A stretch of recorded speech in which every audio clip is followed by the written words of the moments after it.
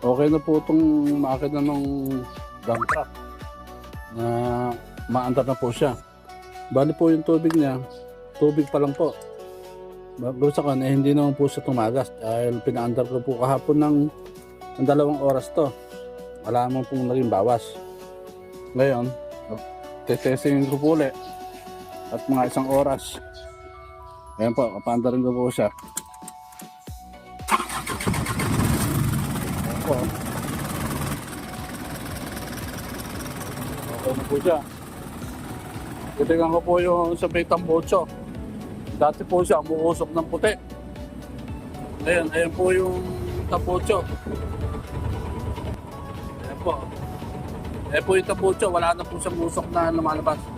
Ang kulay puti.